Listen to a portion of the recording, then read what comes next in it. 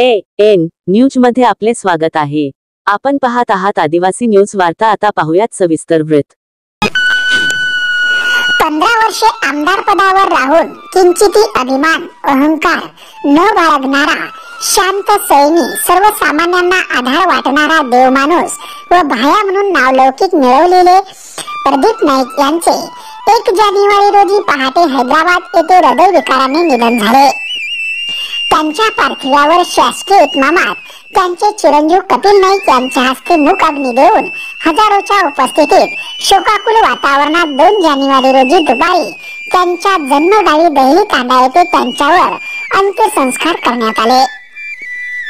माजी आमदार प्रदीप नाईक यांच्या चाहत्यांनी अंत्यदर्शनासाठी मोठी गर्दी केली होती।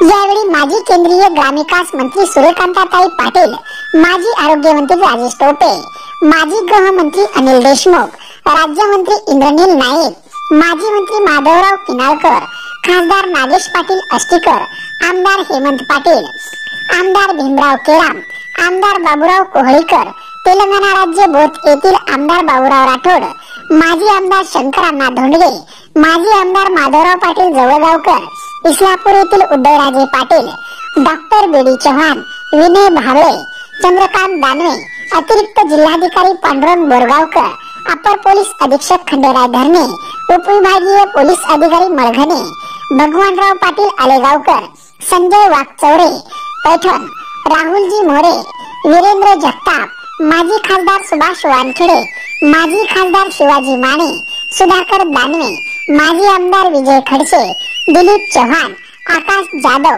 दादासाहेब शेळके, काँग्रेसचे माजी मंत्री जोगी रामण्णा, श्याम भारती, तहसीलदार शारदा चौंडेकर, तहसीलदार केशव यादव यांनी पुष्पचक्र वाहून अंत्यदर्शन घेतले।